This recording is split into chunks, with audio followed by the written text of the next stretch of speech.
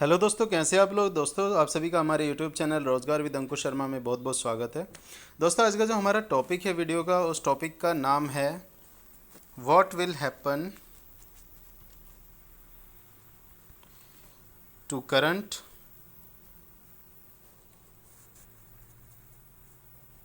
With voltage. मतलब इसका मतलब ये है कि अगर हम वोल्टेज की वैल्यू को बढ़ाते हैं या वोल्टेज की वैल्यू को घटाते हैं तो उससे हमारा करंट पे क्या इफ़ेक्ट पड़ता है। ठीक है दोस्तों, तो मैं आपको इस टॉपिक को जो बताने जा रहा हूँ वो दो तरीके से बताऊँगा आपको। बहुत सारे लोगों को इसमें कन्फ्यूजन है। देखो दोस्तों, सब लोग सोचते ये हैं कि भाई अगर हमारा ओम्स लॉ देखा जाए तो ओम्स लॉ के according voltage is proportional to current होता है, या फिर बोल सकते हैं V equal to I multiplied by R. तो इसका मतलब क्या होता है, I is equal to V by R. तो इसका मतलब ये है current is directly proportional to voltage, कि करंट अगर हमारा बढ़ेगा तो वोल्टेज भी बढ़ेगा, या ऐसा बोल सकते हैं वोल्टेज बढ़ेगा तो उससे हमारा करंट भी बढ़ना चाहिए। ठीक है। दूसरी तरफ से अगर सोचा जाए, देखो ये भी रूल है, ओम्स लॉ है, जो कि सभी चीज़ में फॉलो किया जाता है। गलत ये भी नहीं है। ठीक है, आप अगर ये सोच रहे हो कि ये गलत है तो बिल्कुल गलत नहीं है, क्योंकि बहुत सारे लोगों ने देखा होगा कि हमारी वोल्टेज बढ़ाने पे करंट कम हो जाती है और वोल्टेज कम करने से करंट बढ़ जाती है। अब आपको यही कन्फ्यूजन हो रहा होगा कि भाई अगर हमारी वोल्टेज बढ़ाने से करंट कम हो जा रही है तो इसका मतलब क्या हुआ। इसका मतलब ये कि ओम्स लॉ को फॉलो ही नहीं कर रहा है। ठीक है, लेकिन ऐसा नहीं है। अभी देखो, मैं आपको ये सारे डाउट्स क्लियर करने जा रहा हूँ इस वीडियो के अंदर, तो ध्यान से देखना वीडियो को। जो भी आपको इश्यूज़ हैं, आपको कोई डाउट बचे जाता है, कमेंट बॉक्स में ज़रूर लिखिएगा, हम आपके क्वेश्चन का आंसर ज़रूर देंगे। बाकी वीडियो को स्टार्ट करते हैं। इससे पहले आपसे रिक्वेस्ट है कि चैनल पर अगर फर्स्ट टाइम आए हैं तो चैनल को सब्सक्राइब जरूर कर लीजिएगा और वीडियो को लाइक और शेयर कर देना जितना पॉसिबल है। दोस्तों, वीडियो को स्टार्ट करते हैं। आप लोगों ने देखा होगा कि जो हमारा V equal to I R है, ये ओम्स लॉ है, और इस ओम्स लॉ का यूज़ कहाँ कहाँ पे हम करते हैं। किरचॉप्स, मतलब कोई भी सर्किट के सॉल्यूशन के लिए ऐसा बोल सकते हैं डायरेक्टली। किसी भी कंडक्टर के अंदर हम इसको इस्तेमाल कर सकते हैं। जैसे किसी कंडक्टर के अंदर अगर हमने वोल्टेज अप्लाई किया तो उससे कोई करंट फ्लो कर रही है, वहाँ पे इसका इस्तेमाल कर सकते हैं। मतलब किसी भी माइनर से माइनर और लार्ज से लार्ज सर्किट को सॉल्व करने के लिए हम ओम्स लॉ की ही मदद लेते हैं। इसी की हेल्प से हम सारी कैलकुलेशंस करते हैं, सारे डिफरेंट डिफरेंट लॉज वहाँ पे हम बनाते हैं। तो यही वो रूल है जो इस सभी का जन्मदाता बोल सकते हैं। अब दोस्तों, मैं आपको बताना चाह रहा हूँ कि अगर हम बात करते हैं ट्रांसफार्मर की और हम बात करते हैं ट्रांसमिशन लाइन की, तो उस केस में क्या होता है। एक अगर हम ट्रांसफार्मर ले रहे हैं और ट्रांसमिशन लाइन की अगर हम बात कर रहे हैं तो उस केस में हम ये भी बोलेंगे कि जो हमारा जैसे ट्रांसफार्मर है, ये TXR लिख देता हूँ मैं ट्रांसफार्मर को, या फिर ट्रांसमिशन लाइन है। ठीक है, ट्रांसमिशन लाइन है। तो दोस्तों, इस केस में आपको क्या देखने के लिए मिलेगा। इस केस में आपको देखने के लिए मिलेगा कि वोल्टेज अगर बढ़ रहा है तो करंट घट रही है, और वोल्टेज अगर घट रहा है तो करंट हमारी बढ़ रही है। ऐसा आपको ऑब्जर्वेशन यहाँ पे देखने के लिए मिल जाएगा। अगर आप ट्रांसफार्मर के अंदर या फिर ट्रांसमिशन लाइन के अंदर अगर आप देख रहे हो तो ये आपको बहुत ही कॉमन ऑब्जर्वेशन देखने के लिए मिल जाता है।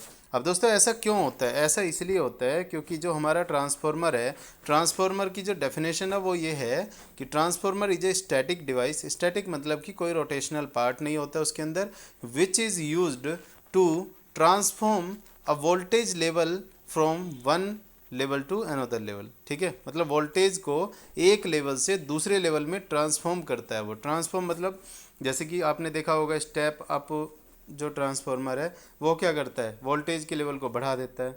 जो स्टेप डाउन ट्रांसफार्मर है तो ये क्या करता है, ये वोल्टेज को घटा देता है। ठीक है। अब इसमें कंडीशन क्या आती है कि जब आप वोल्टेज को बढ़ा रहे हैं या फिर वोल्टेज को घटा रहे हैं, उस कंडीशन में आपकी जो पावर है वो सेम रहनी चाहिए। ठीक है, मतलब आपकी जो इनपुट पावर अप्लाई कर रहे हो आप ट्रांसफार्मर के अंदर, वो आपकी आउटपुट पावर के इक्वल होनी चाहिए। मतलब कि P input should be equal to P output. अब दोस्तों, इस केस में अगर P इनपुट अगर आपको P आउटपुट के बराबर होनी चाहिए, ये किस केस में, ट्रांसफार्मर के केस में। अब आप अगर बात करोगे ट्रांसमिशन लाइन के केस में तो वहाँ पे भी हम ट्रांसफार्मर ही यूज़ करते हैं वोल्टेज लेवल को बढ़ाने या घटाने के लिए। तो इसका मतलब वहाँ पे भी ट्रांसफार्मर यूज़ कर रहे हैं तो वहाँ पे भी सेम प्रिंसिपल अप्लाई होगा, P in equal to P out. यहाँ पे क्या चेंज हो सकता है, वोल्टेज एंड करंट, क्योंकि पावर क्या होता है, वोल्टेज मल्टीप्लाइड बाई करंट। तो यहाँ पे पावर के लिए हमारा वोल्टेज और करंट जिम्मेदार हैं। अगर हमारा वोल्टेज चेंज हो रहा है तो उसके साथ हमें करंट को इस तरीके से चेंज करना पड़ेगा कि हमारी पावर कांस्टेंट रहे। ठीक है, समझ पा रहे हैं आप? मतलब ट्रांसफार्मर के अंदर हमारी ये कंडीशन हमें फॉलो हमेशा करनी है कि हमारी जो पावर है वो हमेशा कांस्टेंट रहे। उसके लिए अगर हम वोल्टेज की वैल्यू को ज़्यादा करेंगे तो ऑटोमेटिकली हमें करंट की वैल्यू को कम करना पड़ेगा, तभी हमारी power P equal to V into I constant रह पाएगा। तो इसीलिए दोस्तों आप लोगों ने देखा होगा, अगर हम कोई ट्रांसमिशन लाइन की बात करें, यहाँ पे अगर हम ट्रांसमिशन लाइन इस तरीके से बना रहे हैं, तो अगर यहाँ पे हमारा 11 केवी का वोल्टेज है, 11 केवी मतलब कि 11,000 वोल्ट का वोल्टेज है यहाँ पे लेवल। तो अगर हम इसको इधर सप्लाई किए हैं और इस साइड में हमारा वोल्टेज लेवल, मान लीजिए यहाँ पे 5 एम्पियर की करंट हमारी फ़्लो कर रही है, 11,000 वोल्टेज में 5 एम्पियर की अगर करंट फ़्लो कर रही है, और अगर इधर की साइड हम वोल्टेज कितना कर देते हैं, मान लीजिए कि आपने कर दिया इसको 33 केवी, ठीक है जी, 33 केवी मतलब 3 टाइम्स कर दिया आपने, 11 केवी से 33 केवी कर दिया, तो जो आपकी करंट है वो आपकी 3 टाइम्स कम हो जाएगी। अगर आपने वोल्टेज को 3 टाइम्स बढ़ा दिया तो उससे करंट आपकी 3 टाइम्स कम हो जाएगी। क्यों होगी? क्योंकि पावर को हमें कांस्टेंट रखना है। तो इसीलिए ये ध्यान रहे आपको कि जब भी किसी ट्रांसफार्मर या किसी ट्रांसमिशन लाइन के अंदर हमारी कैलकुलेशन होगी तो वो ऑलवेज कांस्टेंट पावर लेने के बाद ही होगी, और उसमें कोई भी पावर में वेरिएशन हम नहीं होने देंगे। और वो कैसे होता है? वो आपका करंट और वोल्टेज की वजह से ही होता है कि अगर वोल्टेज हमारी बढ़ रही है तो करंट को ऑटोमेटिकली कम होना पड़ेगा, और करंट अगर हमारी बढ़ रही है तो वोल्टेज को ऑटोमेटिकली कम होना पड़ेगा। जैसे कि ये जो एग्जांपल हमने लिया है 11 KV multiplied by 5 ampere is equal to 33 KV multiplied by I.